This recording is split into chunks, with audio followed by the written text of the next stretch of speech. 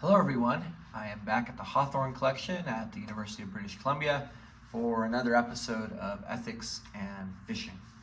So I'm not going to do the huge recap that I generally do at the front end of these.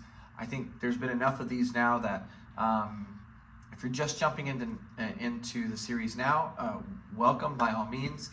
The way I'm using the word ethics, the things I'm discussing as fishing and fly fishing, they may require taking a listen to some of the earlier episodes, although I'll try to get you up to date here. Hopefully over time I'll find kind of a neat way to contain some early preliminaries at the beginning. But as I promised in the last episode, I wanted to report back a little bit from a couple trips I've been on since the last episode.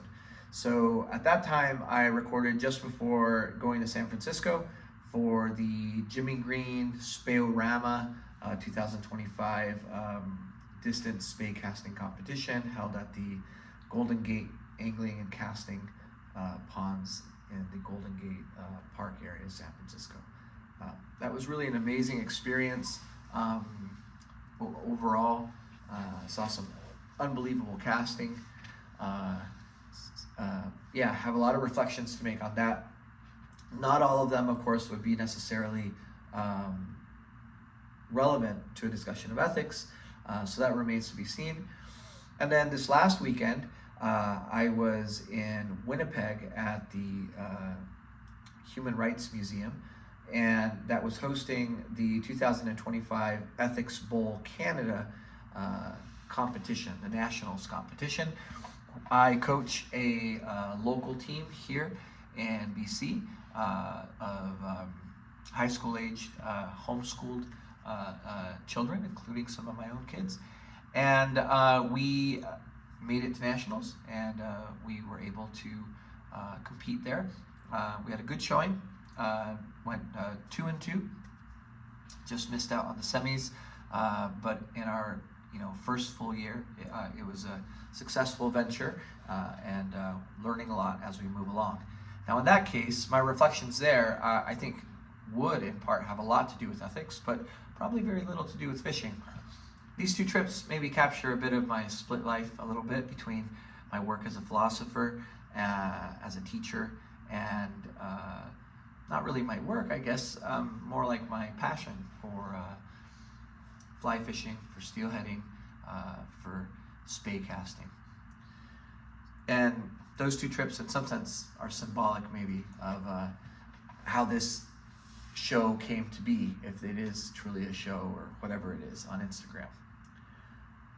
I promised to talk a little bit about casting, and what's one of the things that's become very clear to me is that there is some controversies related to casting, and here I'm specifically referring to the casting of double-handed rods, spey casting with double-handed rods, spey rods, that whole debate. It boils down to basically argue that on the one hand, those who aim to cast well and to cast far at distance are in some ways at risk of missing the true purpose of both historical and practical spey casting, which is the ability to fish water well and to potentially catch a fish. I find this discussion in some ways, I find the core, to my mind, of this controversy strikes me as completely related to ethics. And it may not be the how-tos of what should you do, what should you not do. It may not be related to fish welfare or conservation necessarily. But I do think there's something deeply moral at the heart of this, at least recognizably so from my survey, I guess, of the tradition of moral philosophy and the study of ethics, the science of ethics. Namely, there's some controversy with respect to what is the sort of true aim or purpose of the activity we know as fly fishing within this particular niche. from one view, there seems to be a sort of practical argument that says, well, casting far, casting well, seems to maybe not be universally applicable in all situations, fishing situations, but an interest in casting is worthwhile because it gives one a wider tool set for those unique circumstances where casting, triple digits is necessary to be able to do it. I think that's a reasonable argument, and it's an argument that sort of almost concedes to the fishing theory that the real purpose here is fishing. I think that there's also a view from the fishing view that says, well, the time required to attain those skills and stuff is kind of wasted time, given the fact that by sticking to this more moderate maybe approach, one can do as well or perhaps even better than those who do it. And with that comes the accusation of overcasting and stuff, and that's also I think reasonable. I think recently though, and the particular times we're living in where catching lots of fish is simply not in the books for this style of fishing and the kinds of fish that this style of fishing targets, especially when we're talking about steelhead.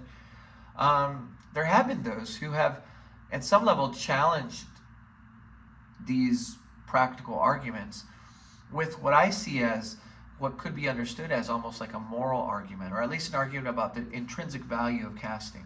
I don't want to put words in anyone's mouth, but if you've listened to the media and read and understood kind of the discussion, I think that a brand like Bridge Outfitting, Bridge Lines, obviously the Tim Arsenault's brand, himself a competitive distance caster who's created a set of lines inspired by distance casting for fishing. He's articulated, I think he's been at the forefront of articulating this idea that, well, in the absence of opportunities to catch fish, we may need other reasons to be on the water, and casting as an intrinsic value could be one of them. We could go out to sort of cast for casting's sake. Now, this in some ways maybe admits to what the fishing theory of spey casting accuses it of.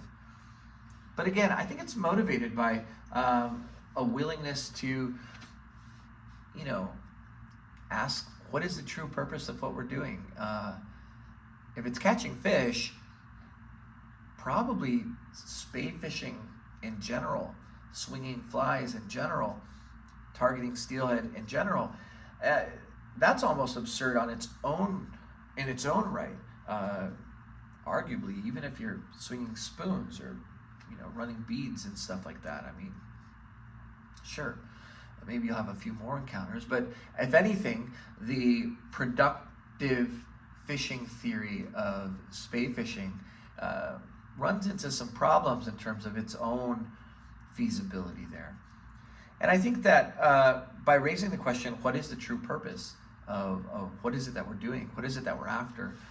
What is it that we need to find fulfillment,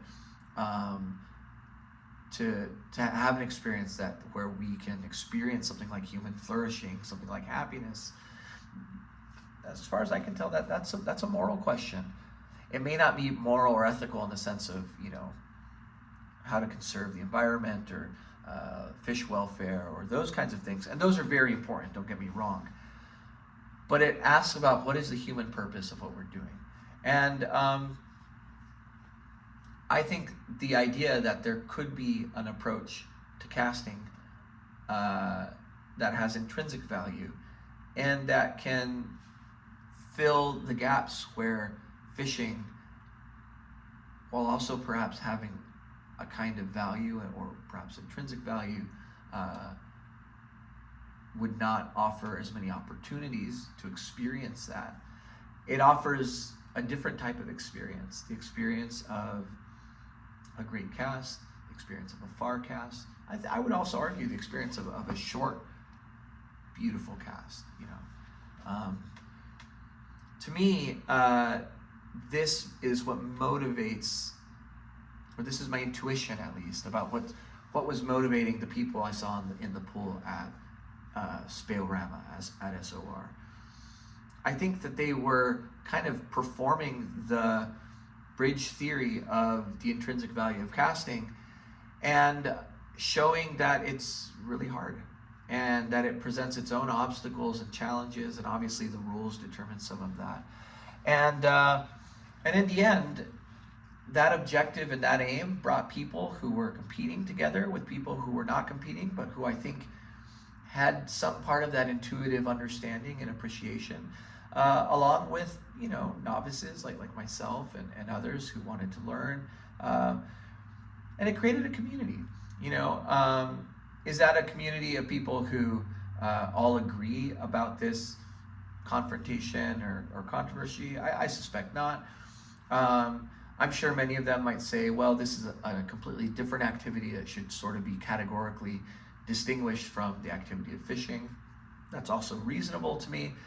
But I think a fair number of people there would probably endorse something like what I've called here the kind of bridge theory of casting as having intrinsic value, intrinsic moral value even, as a kind of justification for the activity of fly fishing. So, you know, this is pretty quick and fairly speculative, and I haven't confirmed this theory with Tim and I didn't run around doing any kind of surveys or collecting qualitative data or what have you. But I think that being there, being present, paying attention, also trying to practice on my own time and in my own ways, makes this an analysis that may potentially be true. And that's as far as I'll go on it for now. This weekend, I'm going to be attending the Michael and Young Tying in Hand workshop with Adrian Cortes, who I've also talked about here. I hope not to bother him too much with questions related to the show, but I'm thinking that what I may do in the next episode is talk a bit about how, in some ways, some of this bridge theory of casting or the intrinsic value of casting might apply to a certain view or certain controversies, similar controversies, I think, around fly tying and the purpose of fly tying and maybe some of the distinctions between that activity and fishing or fly fishing. At any rate, you could probably anticipate what my view will be there. I don't expect it to change too much given the activity I'm going to and the school of thought I expect to be represented there. But nonetheless, feel free to chime in the comments. Let me know what you think. And yeah, I really appreciate you taking the time to watch this video.